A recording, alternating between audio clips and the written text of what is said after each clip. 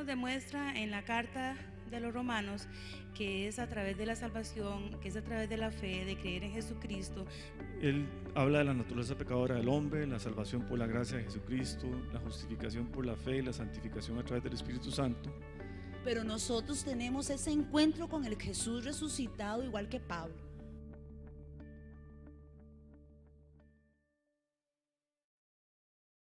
La tarea lo que pretende, aparte de que ustedes tengan un seguimiento y le estén dando seguimiento a lo que estudiamos, es que en esta primera parte de la clase nos volvamos a recordar de qué fue lo que hablamos, a refrescarnos y darnos el pase para lo que sigue. Por eso la tarea tiene esa particularidad. Venga, don Miguel, para que nos comparta ahí de lo que quedó. Después Tibisay, ¿y quién más me dijo? ¿Alguien más? Sí, para acordarme. Ok, escuchemos a don Miguel primero.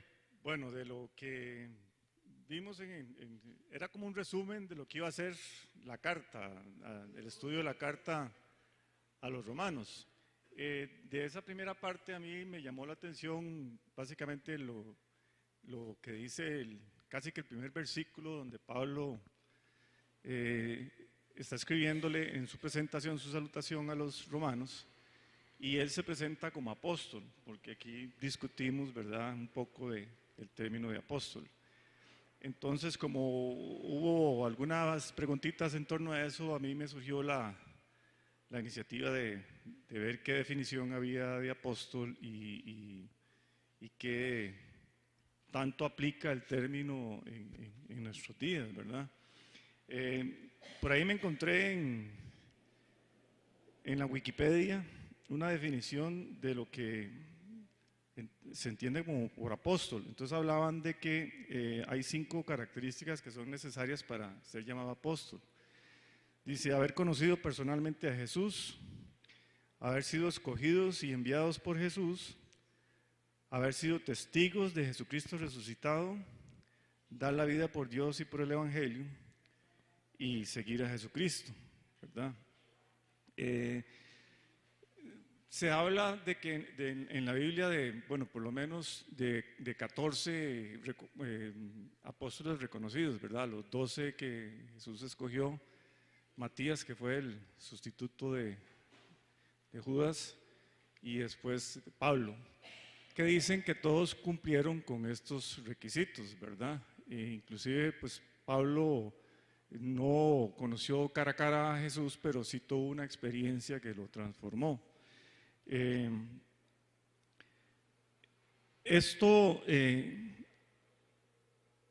Luego de que ya me ubiqué con respecto a lo del apóstol, la frasecita que sigue fue la que más me impactó en cuanto a lo que vimos. Y es que Pablo dice que el término apóstol significa en griego el enviado, ¿verdad? Dice que él fue enviado para obedecer en la fe, ¿verdad? Y entonces prácticamente después, cuando uno se va a la temática, que es lo otro que vimos, de lo que se va a tratar, de lo que trata la carta a los romanos, una gran parte de lo que Pablo trata en esta carta tiene que ver con la fe, ¿verdad? Inclusive por ahí cita un pasaje de Abraham, ¿verdad? Y creo que pues en estos tiempos que fue lo que estuvimos también conversando la vez pasada, hay como cierta todavía poco claro, digamos, el uso del término apóstol entre las iglesias cristianas, ¿verdad?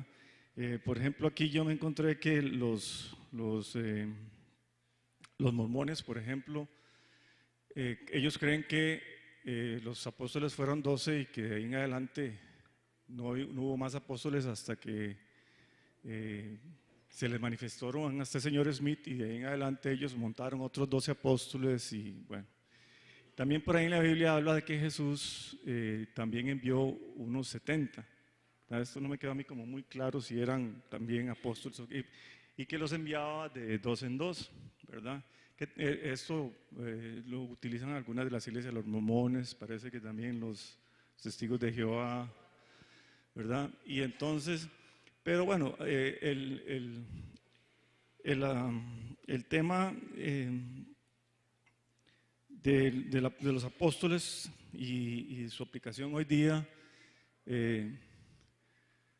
si uno se va a la definición que hay en la Biblia, pues no cabría, ¿verdad?, a esas 5 características que estaban ahí, pues que alguien se pensara en ser apóstol, ¿verdad? Lo importante tal vez que hicimos una similitud la vez pasada, que Gerard mencionó, tal vez los más cercanos son los misioneros que andan haciendo la labor del Evangelio, y que nosotros en alguna medida, nuestro apostolado podríamos asumirlo como en ese obedecer en la fe, ¿verdad? Es decir, que es, yo creo, lo que sobresale, digamos, en la obra de Pablo. Por lo otro, después de que Pablo termina de hacer sus saludos, los temas importantes que Pablo va a tratar en su carta, ya dije, la fe, ¿verdad? Y él habla de la naturaleza pecadora del hombre, la salvación por la gracia de Jesucristo, la justificación por la fe y la santificación a través del Espíritu Santo. Y también expone sobre las relaciones y actitudes cristianas y termina su epístola dando algunas instrucciones. Es la fe en Cristo como la única base de la aceptación del hombre por Dios. Bueno, yo me puse a leer un poquito acerca y viendo la conversión de Pablo, que fue simple y sencillamente cara a cara con el mismo Señor Jesucristo, me puse a pensar por qué los judíos no lo aceptaron, inclusive porque en ese tiempo todavía no lo están aceptando. Lo que yo me puse a leer un poquito decía que ellos todavía creen en la salvación por obras, parecido a alguna otra teoría por ahí conocida. Pero Pablo nos demuestra en la carta de los Romanos que es a través de la salvación, que es a través de la fe, de creer en Jesucristo, de un bautismo, una fe a un mismo Dios. Entonces, en resumen, Pablo viene a ser muy explícito en toda la carta de una relación propiamente de él, íntima con su Señor, y que esa es la que a través de toda la carta él nos viene instando a nosotros, los de este tiempo, bueno, durante todos años atrás también, a cómo tener una relación íntima con el Padre a través del Espíritu Santo. Muy bien. A mí me gustó mucho el término de buena noticia, digamos. A mí una de las cosas que más me impresionó en la clase pasada fue esa parte de Pablo que nos compartía el pastor sobre esa buena noticia, sobre esa buena nueva, ¿verdad? Y eso fueron, digamos, las cosas de las que es mi tarea se refiere a eso, ¿verdad? Porque si algo me gustó de lo que hablábamos era que Pablo, en una forma sólida, él viene y enmarca todo un evangelio en una forma sistemática, como con pasitos, como, ¿verdad? Pero lo que a mí me tocó mucho fue esa parte, que él tuvo esa parte de su vivencia. O sea, él viene, eso es lo que me gusta, y eso, bueno, por lo menos yo lo tomé para mí, es mi aplicación. Él viene con todo lo que él trae de su enseñanza a través rabínica, ¿verdad? A los pies de Gamaliel, como dice la palabra. Toda su enseñanza, toda su parte, ¿verdad? De cómo él era un rabino, un maestro, ¿verdad? Que él era de la parte de la ley irreprensible, ¿verdad? Que él era totalmente con su estructura. Pero lo que me gusta es que donde él se encuentra con Cristo, con el Cristo resucitado, porque eso es una cosa que me gusta de Pablo y que es una oportunidad que todos nosotros tenemos. Tal vez nosotros no vemos a Jesús cara a cara, pero nosotros tenemos ese encuentro con el Jesús resucitado igual que Pablo, porque ese fue nuestro encuentro con él.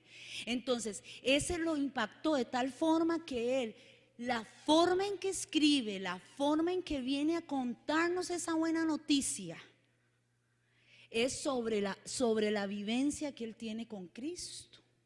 Porque no solamente él tuvo ese encuentro ahí, camino a Damasco, sino que dice que él tuvo un tiempo donde él se fue y se apartó. Quiere decir que él empezó a comparar la ley, la Torá, lo que él tenía con lo que el Espíritu empezó a mostrarle a él para darse cuenta de esa buena nueva. Y entonces cuando él se presenta a los romanos, él les dice: yo quiero ir a ustedes porque yo quiero contarles de esa buena noticia que yo tengo.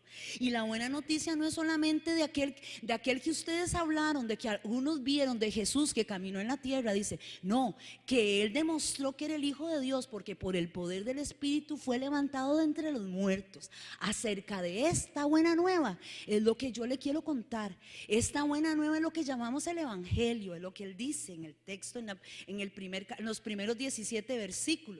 Dice, y lo que más me llamó la atención es que dice: por eso yo me he hecho esclavo, me he hecho siervo, porque he sido elegido para compartir eso con ustedes. Y por eso yo no me avergüenzo. A mí no me da vergüenza compartir con ustedes, aunque ustedes digan de mí que yo antes perseguía a la iglesia y que hacía cosas y que yo era de la forma de las sinagogas y todo. No, sí, pero ahora yo tengo algo mejor. Ese era el compartir de Pablo. Eso es lo que a mí me llamó muchísimo la atención. Yo puedo verlo ahí en lo que leo en la palabra, en el primer capítulo. Y para terminar, decir esa parte: por eso no me avergüenzo. Dice, por eso no me avergüenzo, porque yo he visto que eso es un poder de Dios en acción, y eso es algo que me llamó la atención. El poder de Dios en acción trayendo salvación, el poder que nos ha alcanzado a nosotros. Ese es el poder de esa buena noticia. El poder de Dios, el Evangelio, la buena noticia acerca de Jesús, de lo que Él es, cómo es Él, cómo Él cambia, que tiene poder en acción para transformar nuestras vidas. Y eso lo estamos viviendo actualmente. Gracias. Uno oye predicadores y algunos que salen por radio los domingos.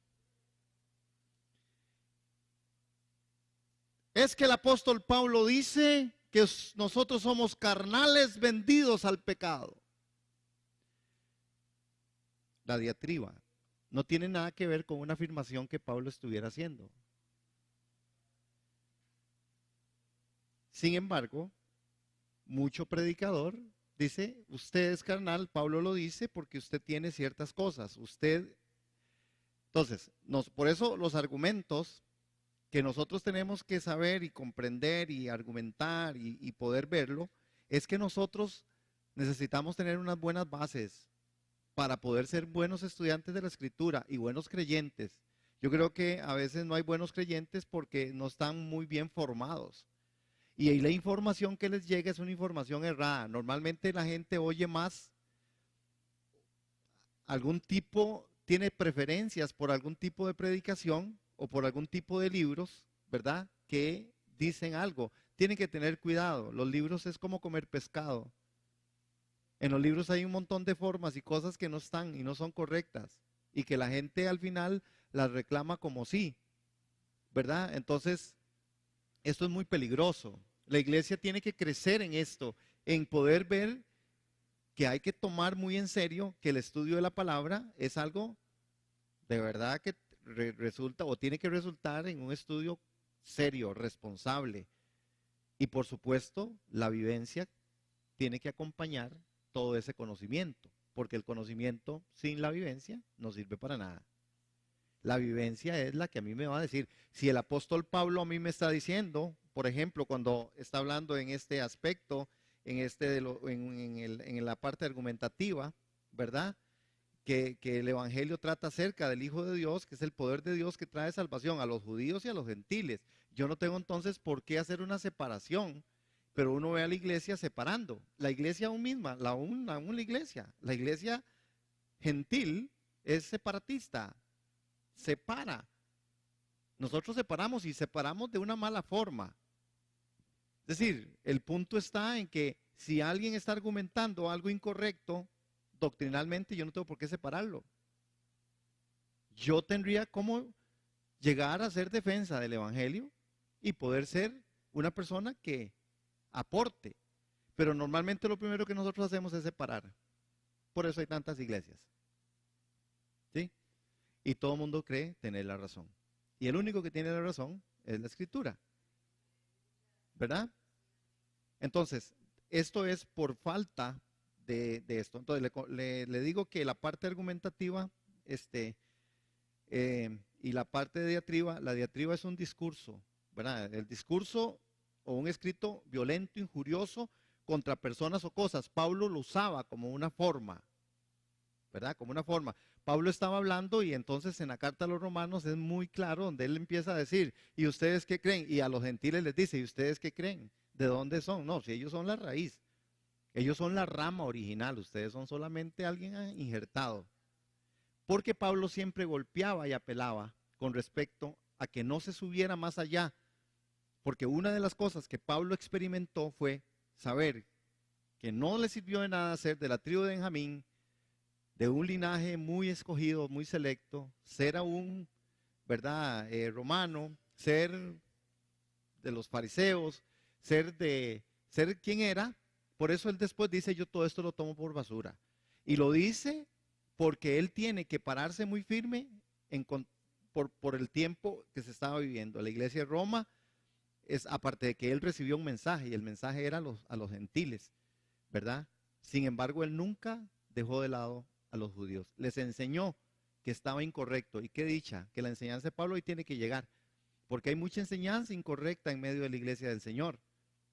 Lo que pasa es que a esa gente usted no les llega cuando algunos argumentan algunas cosas que no están en la Escritura o que se leen en la Escritura y se malentienden o se malinterpretan, ¿verdad? Por eso nuestro objetivo es poder conocer un poco de cosas y poder ir trabajando en otras y poder ir de verdad trayéndole la vivencia. Nosotros no hacemos nada con la tarea que ustedes hicieron hoy si ustedes no la aplican o si yo no la aplico. Si yo no la aplico a mi vida, porque es a mi vida, entonces no me va a funcionar. Solamente tengo una gran información. Como hoy que hay mucho profesional en un poco de cosas y la experiencia no es la que alcanzada o lograda según el conocimiento. ¿Sí? Otra de las cosas para poder seguir siendo consecuentes con lo que queremos que ustedes y yo aprendamos es que a partir de mañana, estos 2 videos ustedes los pueden ver en la página. Entre a la página, los oye y los ve 1000 veces y también así usted los tiene ahí. Entonces, pero entren a la página, hermanos. Es un gran recurso.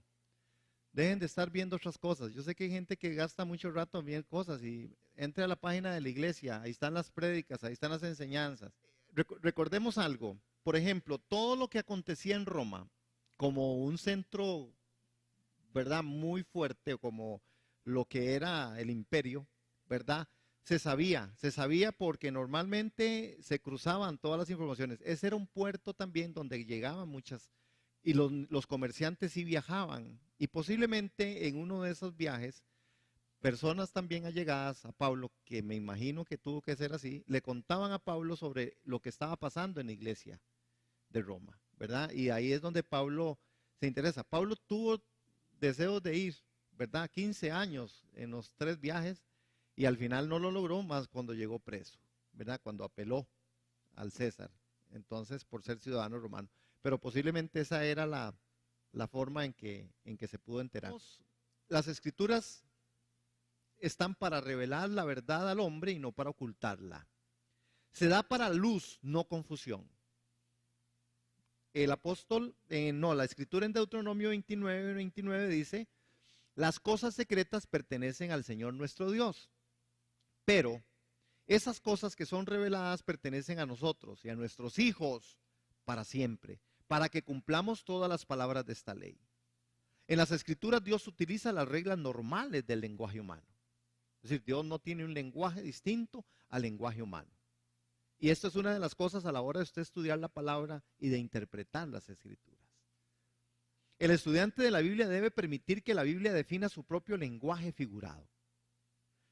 La Biblia contiene simbolismo, sentido figurado, poesía, pero como en el lenguaje normal, estos son identificables y pueden ser interpretados. En el contexto y al comparar las escrituras con la escritura. El libro de Apocalipsis es un ejemplo.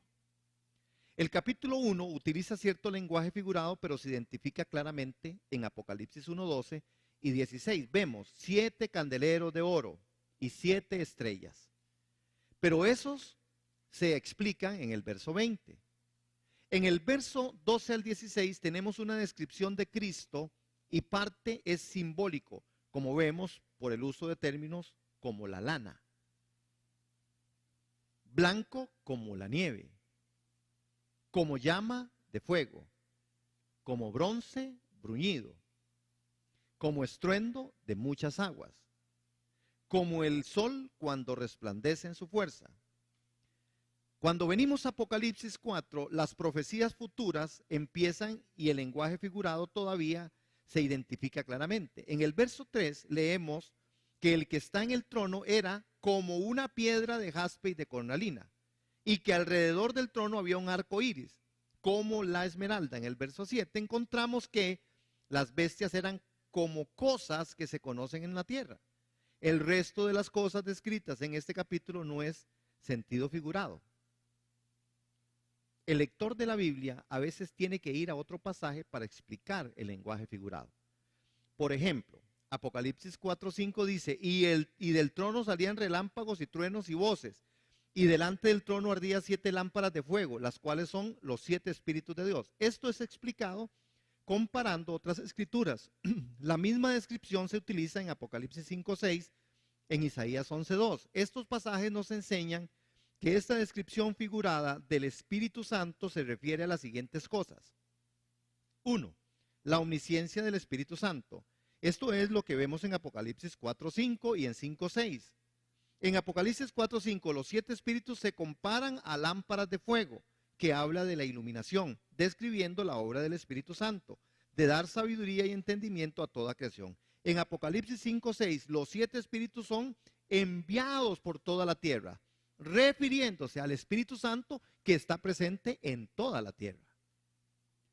Los 7 espíritus también se refieren a las 7 oficios del Espíritu Santo, según lo describe Isaías 11:2. Cuando el sentido claro de la Escritura tiene sentido común, no busque ninguno otro. Sentido, no busque ningún otro sentido, sino tome cada palabra en su significado literal, al menos que los hechos del contexto inmediato indiquen claramente la otra manera. Esta metodología literal a la interpretación bíblica se pone en contraste con el método alegórico de interpretación. El método alegórico, el más usado en este país y el que más le gusta a la gente. Se fascinan, son fascinados. La gente, usted le habla alegóricamente y le fascina. Yo entiendo que se puede hacer alegoría, bien trazada, otra vez. ¿Perdón? De la alegoría, le voy a leer. Con este método, la mente del intérprete se convierte en la autoridad y uno nunca puede estar seguro del significado de la Biblia. El estudiante de la Biblia debe entender que el contexto es totalmente importante, es definir palabras e interpretar pasajes. Absolutamente nada es más importante en la interpretación bíblica que una consideración cuidadosa del contexto. Esta es la razón por la cual es muy importante leer y releer los pasajes, estudiarlos muy cuidadosamente, saber qué se trata el libro y capítulo inmediato y tener conocimiento de la Biblia entera para que usted pueda comparar la Escritura con la Escritura. La Escritura se compara con la Escritura, no se compara con lo que dice un libro o con la que dice un autor. Lo que pasa es que nosotros somos más buenos para ir a los comentarios bíblicos y a leer lo que otros dicen y nos lo hacemos para nosotros. Considere la frase profanas y vanas palabrerías en 2 Timoteo 16. ¿Qué significa esto? La primera cosa es ver el contexto. Allí aprendemos que profanas y vanas palabrerías son esas cosas que son contrarias a la sana doctrina, esas cosas que producen confusión y fruto malo, esa cosa que son dañosas a la vida cristiana. Considere la frase cuestiones vanas. ¿Qué significa esto? Una vez más, el contexto define la frase. Las cuestiones vanas son cuestiones que afirman que las buenas obras no son importantes, que producen contenciones, que mal usan la ley, que no son provechosas, que son utilizadas por los falsos maestros. Ahora, considere la supuesta contradicción entre Santiago 2:24 y Romanos 3:24 y 4:5. La aparente contradicción entre Santiago y Pablo desaparece cuando consideramos el contexto. Pablo trataba el tema de la salvación, de cómo un hombre perdido puede ser justificado ante Dios. Y él nos dice que el pecador debe confiar exclusivamente en la gracia de Jesucristo para salvación. Santiago, por otro lado, está tratando el tema del servicio cristiano. Pero usted oye gente decir de esto, y ahí es donde entra mucho el tema. No, pues es que la salvación, bueno, muéstrame tus obras y yo te mostraré, ¿verdad? Cuando habla fe, obras, obras, fe. Pero no es una contradicción. Lo que pasa es que algunos quieren argumentar que si usted no hace algo o si usted no muestra algo, su salvación está no siendo vista. Sin embargo, aquí, ¿verdad? Santiago, por otro lado, está tratando el tema del servicio cristiano, de cómo un hombre salvo puede agradar a Dios en esta vida. No está hablando de que si usted hace algo, usted es salvo. Está hablando que usted, una vez que es salvo, usted debería hacer algo. Pero este texto es, otra vez, cuando se alegoriza el tema o las cosas, empiezan a decirse un montón de situaciones, ¿verdad?, que se aplican textos. Nosotros aún en el diario vivir aplicamos ciertos textos tratando de decirle a alguien espiritualmente, dice que espiritualmente algo que está sumamente mal trazado, ¿verdad? En lo que vemos el ejemplo, por ejemplo, aquí, en donde está hablando sobre profanas y vanas palabrerías. ¿Qué significa? La primera es, aprendemos que profanas y vanas palabrerías son esas cosas que son contrarias a la sana doctrina. No tiene nada que ver con la palabrota que se le salió a usted. Lo que se le salió a usted fue una vulgaridad. Pero no son vanas palabrerías, o no son en el texto, por ejemplo, aquí no son profanas y vanas palabrerías. Entonces, otra vez, ¿qué sería la vana palabrería? Tiene que ver todo lo que ven en contra de la sana doctrina, ¿verdad? A veces nosotros usamos mucho el nombre de Dios y la sangre de Cristo, por todo lado. Hay gente que es como, para mí eso es uno de los grandes, la sangre de Cristo nos cubra, ¿verdad? Y mucho de esto son solamente vanas palabrerías. Es decir, no estamos aplicando bien el texto. Ahora, yo no voy a seguir leyendo esto porque ustedes van a hacer un trabajo de la página 3, 4, 5, 6, sí, hasta donde termina el punto 5, que dice el estudiante de la Biblia debe comparar la escritura con la escritura. ¿Qué van a hacer? Ahí hay un montón de textos. Lo que usted tiene que ir a ver es corroborar esto que se está diciendo aquí. En el libro de Apocalipsis es un ejemplo. El capítulo 1 utiliza cierto lenguaje figurado, pero identifica claramente. Apocalipsis 1:12 y 1:16. Vemos 7 candeleros de oro. Bueno, que usted pueda ir a esa escritura, corrobore, hable, vienen las 7 estrellas que se van a explicar en el verso 20. Bueno, usted va al verso 20 y usted hace su resumen. Mira, así, lo que realmente explica 1:12 y 16 aparece en el verso 20. Y en el verso 20, ¿qué es lo que dice? Bueno, usted anota qué es lo que dice en el verso 20. Igualmente, usted puede ir viendo otros textos, ¿verdad? Para que podamos ir abriendo espacios en nuestra mente y tener metodología de estudio de la palabra. Es muy rico. Y quise usar la parte de Apocalipsis porque es la que tiene un poco más de lo que es esta parte del lenguaje figurado, ¿verdad? Sí, sí, claro, no, ahí yo solo les di ese ejemplo, pero ahí están todos los que se comparan. Sí, sí, hasta el punto 5. Muy bien, vamos a ir a la Filminas, que está allá, capítulo 1 de Romanos, ya entramos a la segunda parte de la clase. Y la segunda parte de la clase tiene que ver ya con la interpretación desde Romanos. Vamos a aplicar un poco las cosas que tal vez hemos visto. ¿Ok? Capítulo 1, verso 1. 3 palabras. Y yo creo que ya aquí hemos hablado y la tarea que ustedes hicieron argumentaron algunas de esas cosas. Cuando hablamos de estas 3 palabras de capítulo 1, 1:1 aparecen 3, siervo, apóstol y apartado. Pablo, siervo de Cristo Jesús, llamado a ser apóstol, apartado para anunciar el evangelio de Dios. Vamos a leer el 2, que por medio de sus profetas ya había prometido en las Sagradas Escrituras. El 3, Este evangelio habla de su hijo, que según la naturaleza humana era descendiente de David, pero según el Espíritu de Santidad fue designado con poder hijo de Dios por la resurrección. ¿Qué es lo que pretende la hermenéutica? Averiguar el verdadero sentido. Entonces, si nosotros como creyentes en Cristo Jesús, el apóstol Pablo se pone en su experiencia, por eso él, desde la experiencia de Pablo, él dice que él es un siervo. Él está diciendo que es doulos, que es la palabra, significaba para griegos y romanos servidumbre. Y ellos menospreciaban el término. Para ellos, siervo era algo de verdad catastrófico. Los griegos y los romanos menospreciaban la servidumbre por sobre todas las cosas. No habrían objetado, por ejemplo, el servicio gubernamental siempre que fuera voluntario, como una expresión de una buena virtud de un ciudadano leal. Pero el problema no estaba ahí. El servicio obligatorio, por otro lado, significaba la pérdida de la libertad. Y cuando hablamos de la pérdida de la libertad, quedaba como resultado la pérdida de la dignidad. Entonces, si nosotros tuviéramos al apóstol Pablo hoy aquí sentado, dentro de nuestra iglesia cristiana evangélica y dentro de la iglesia Centro de Enseñanza y Discipulado, esta afirmación que él dice, que él hace, y él dice, yo soy un siervo, yo soy un esclavo. ¿Qué le parecería a usted, hermano, del apóstol Pablo diciendo, yo soy un esclavo?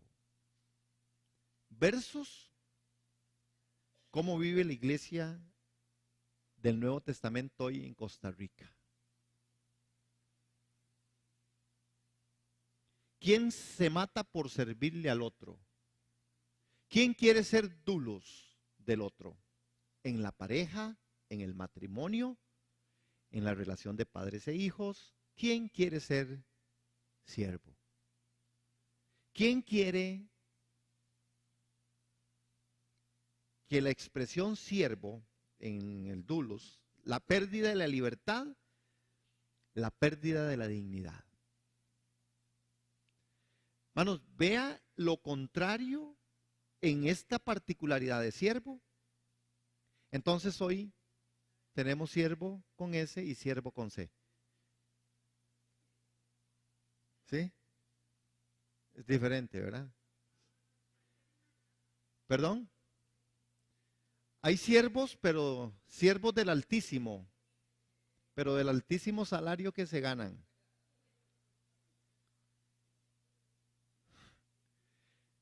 Nosotros tenemos que entrar, si nosotros vamos a aplicar la parte hermenéutica y yo quiero aprender, por ejemplo, de Pablo, de la carta a los Romanos en 1:1, y Pablo dice que él es un siervo, y si yo digo la palabra tiene que ser,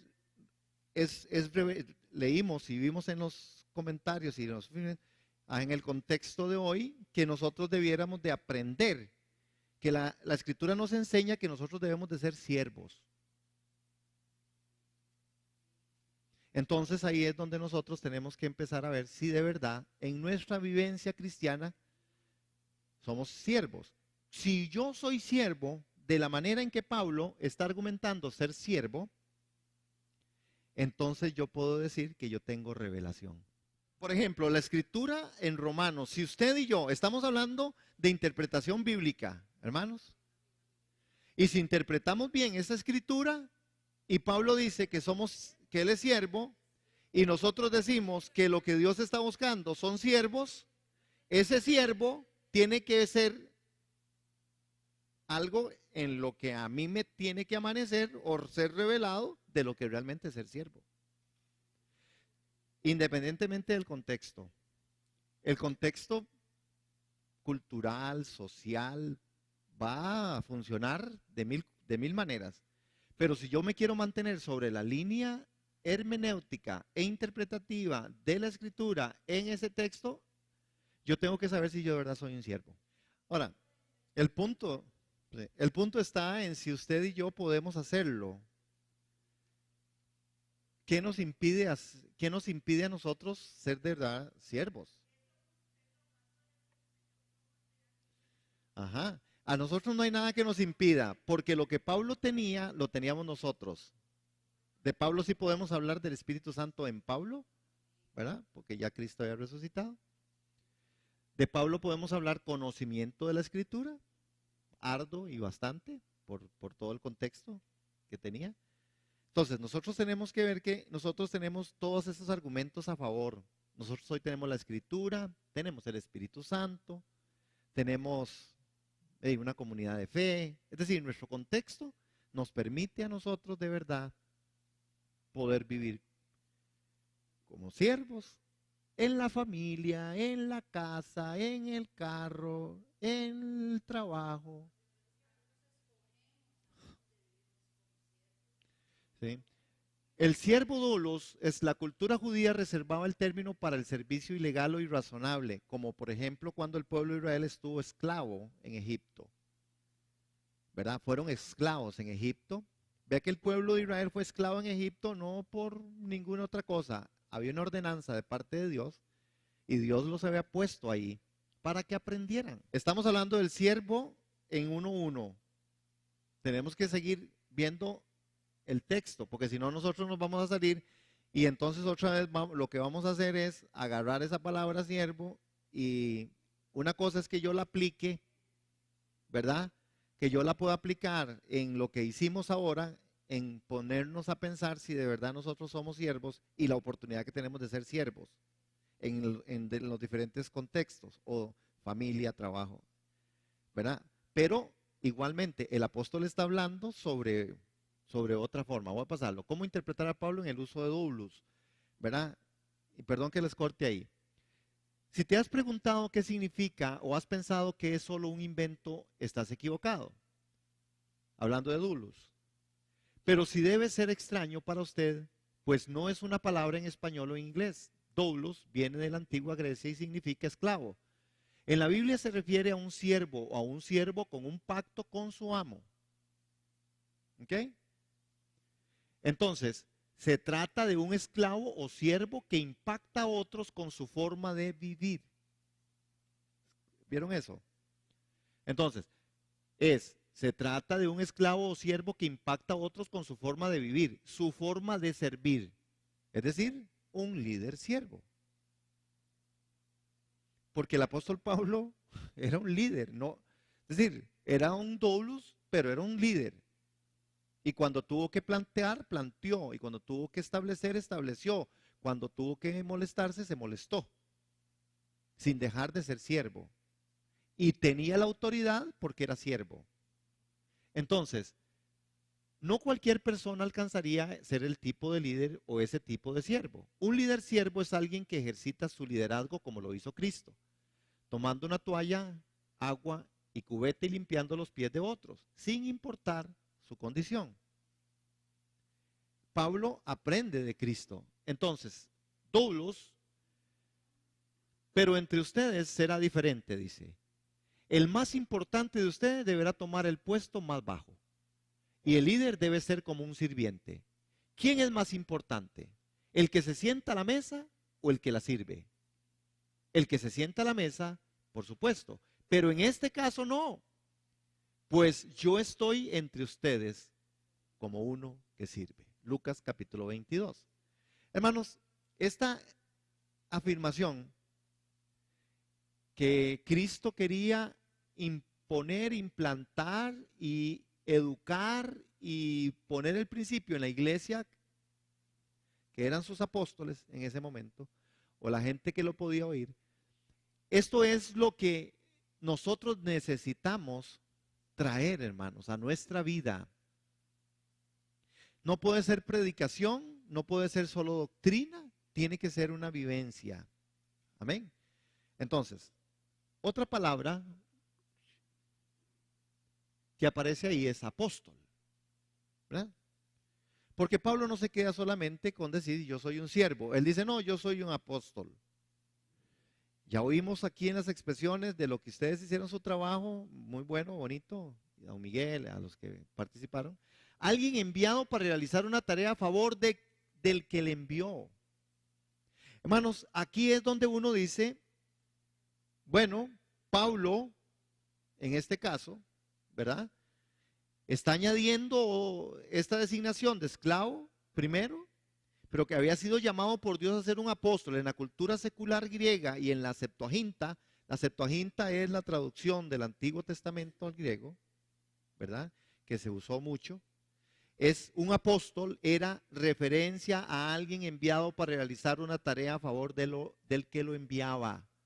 Es decir, no era, el apóstol no era un personaje sumamente importante.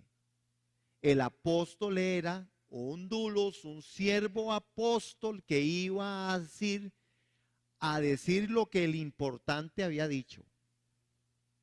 Es lamentable cómo hoy se tienen, por eso tenemos que seguir sin señalar nombres, que no queremos, pero cómo irresponsablemente personas se autoproclaman, iglesias, gente de la gente de las iglesias aceptan que de verdad a algunos se les pueda llamar apóstoles. Un apóstol era un enviado. ¿Un enviado a qué, hermanos? Era un enviado para realizar una tarea a favor del que lo enviaba. No buscar el favor, pero es contrario todo. Pero estamos fascinados, hermanos. Nosotros estamos fascinados, este país, y yo creo que toda Latinoamérica, aún Estados Unidos, con el movimiento de apostólico, ¿verdad? Están fascinados porque la gente encuentra, y estos que se llaman o quieren llamarse apóstoles, lo que dicen es que al final este mover, si usted no está bajo este movimiento, bajo este mover apostólico, usted está fuera, y que usted debería alinearse en medio de esto. Sí, señor. Pablo por eso hace la referencia, él es llamado a ser. Es decir, esta posición, bueno, no veo yo en la escritura por ningún lado que, ¿verdad? Bueno, ahí ellos argumentan, y los que son de este mover argumentan que sí, que en la escritura hay, y sacan textos, y bueno, el Señor tenga misericordia, hermanos, ¿ok? Otra de las cosas que tenemos que agregar a esto es que, por ejemplo, digamos, en 1 Samuel 16, Dios enviaba a Samuel, y se acuerdan que lo mandó para que fuera a ungir a los hijos de Isaí como un nuevo rey de Israel. De modo similar, Pablo alega autoridad, no en base a su educación o personalidad. Pablo, cuando dice que él es apóstol, no es que está tratando de pedir, dígame que yo soy apóstol. No, él dice algo diferente. Y lo que dice diferente Pablo no es un asunto de educación, ni personalidad, ni alguna revelación especial. No, todo lo cual podía haber alegado legítimamente. Pablo pudo haber dicho, no, yo soy apóstol, yo vi a Cristo. Y él me habló, y yo tuve esa revelación. Aparte de que yo soy aquí el más conocedor. Pedro no conoce lo que yo conozco. Pedro no conocía lo que Pablo conocía. Ninguno de ellos, posiblemente ninguno de ellos, hermano. ¿Verdad? No, era gente, ¿verdad? Ok, entonces, él pudo haber alegado eso legítimamente, sino en base al mandato del que lo había enviado. Su autoridad venía nada menos que de Dios mismo. Pablo escribió que había sido apartado. Esa es la otra parte, porque ahora Pablo dice apartado.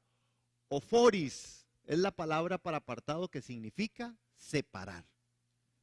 Entonces Pablo no está diciendo, yo aquí, no, es que él dice, yo soy un esclavo llamado a ser el mensajero que vaya a hablar lo que el jefe me diga, ¿verdad? Porque yo he sido separado, yo fui separado, no fue un asunto que me lo propuse. Vea que el apóstol Pablo entiende que él en ninguna manera se propuso ser nada de eso, hermano. No fue que fue a estudiar para hacer eso. Entonces, a mí me hace gracia porque hay gente que va a estudiar para ser pastor, y yo digo, qué dicha que nos tenemos que preparar y que hay que estudiar, pero hay gente que de verdad, bien, aquí no tanto, en Estados Unidos, por ejemplo, las iglesias, usted tiene que ser un estudiante de seminario, un estudiante de instituto, porque si no, usted no podría ministrar en una iglesia, o no podría ser pastor. Tienen que ser ¿verdad? Pero Pablo está diciendo, no, yo fui separado, apartado para enseñar y predicar el reservar. Pero para Pablo el término lleva un significado profundísimo que brotaba de su experiencia. Y por eso yo les he venido diciendo, es sobre la experiencia. Para Pablo el significado de apartado tenía que ver con la experiencia que él había vivido. Es que él no se lo imaginaba, hermano. Es como que si usted se fuera a su trabajo, ¿verdad? Y en medio del trabajo a usted le acontecieran un poco de cosas espirituales, ese encuentro cara a cara con Dios o con Jesús, ¿verdad? Y que al final usted dice, sí, yo salí a trabajar, pero me cambió y me transformó toda la vida. La experiencia, Pablo nunca se imaginó, era como más allá, ver más allá del horizonte, es decir, nunca lo esperaba. Pablo era un perseguidor de la iglesia, era un hombre celoso, ¿verdad? Entonces, interesante, pero la mayor parte de la vida de Pablo, a partir de ese momento, por eso es que Pablo logró entender, una de esas, perseguir a la iglesia, perseguir a Cristo, y dos, de verdad, él se sentía de verdad digno, él se sentía, él entendía el privilegio del servicio, y para él servir era servir. Inclusive dice, yo no le fui gravoso a nadie. Yo hacía mis cosas y vendía mis cosas para poder mantenerme en la parte del ministerio, ¿verdad? Lamentablemente ahora pues hay otros pormenores. Entonces, ahí vemos a Pablo. Sin embargo, quiero agregar, y en el verso 2 habla del evangelio prometido, el origen del evangelio de Dios, hermanos. Es decir, cuando Pablo habla en verso 2 del evangelio, está hablando del evangelio, pero del evangelio de Dios. Por ejemplo, nosotros pensamos, y a veces, bueno, la salvación es de Dios, pero el origen del evangelio es de Dios. El evangelio es las buenas nuevas, son las noticias buenas, la buena nueva, y esas venían de Dios. Lo segundo, que en el evangelio prometido tenía que ver con que ya había sido prometido, no era nuevo. Pablo lo que está haciendo es transmitiendo el contenido del evangelio, es Jesucristo. Por eso, hermanos, uno no debería predicar nada más ni nada menos que Jesús y este crucificado sobre la cruz, sobre Cristo, sobre Jesús, sobre Jesús, sobre Jesús y sobre Jesús. Pero bueno, a la gente a veces no le gusta solo oír eso. Somos extraños. Pero realmente esto ya había sido prometido, no era nada nuevo. Pablo, por eso él dice, yo no vengo a comunicarles nada nuevo, dice. Y cuando él habla la carta a los romanos, él por eso empieza a expresar, y empieza a expresarse de una forma gigantescamente, no solo emocionante, sino a veces difícil de comprender si uno no se mete en la mente del autor, porque él está trazando toda su doctrina guiado por el Espíritu Santo en la experiencia que él había tenido. Él decía, esto no es mío. Entonces no tenía de qué jactarse. Por eso Pablo era una persona muy sencilla y humilde. Él decía, no, el evangelio es de Dios. El evangelio viene de él, ¿verdad? Vemos, por ejemplo, digamos, que el evangelio ya había sido prometido. El mensaje que Pablo llevaba no era nuevo, había sido el enfoque central del Antiguo Testamento, hermanos. Y el Espíritu, ¿verdad? Y el Espíritu que venía detrás de esto acompañado en toda la sencillez del mensajero, ¿verdad? El ímpetu detrás de la interacción del Señor con la humanidad desde la desobediencia de Adán y Eva, Pablo podía entenderlo, hermanos. Si el evangelio fue prometido por medio de sus profetas, el mensaje que Pablo llevaba cumplía la esperanza de salvación predicha por todo profeta desde Moisés. Pablo no se salió de ahí. Pablo agarró el Antiguo Testamento y predicó en el Nuevo Testamento. Entonces, al final Pablo dice, no, pues yo ¿por qué me voy a jactar? Todo lo tengo por basura, aún todo este conocimiento. Entonces, vea cómo Dios levanta al siervo, al dulos, al apóstol, al llamado, al apartado para hacer la obra del ministerio. Hermanos, de esto, en una sana interpretación de Romanos 1, 1, 2 y aún el 3, nosotros debiéramos de aprender que de verdad ¿dónde estoy? Ahí. Que de verdad el mensaje es Jesucristo. Y Pablo nunca se salió de ahí. Ojalá que nosotros en la interpretación sana de esto podamos decir, Señor, de verdad no debiera salirme de ahí. Bien, hermano.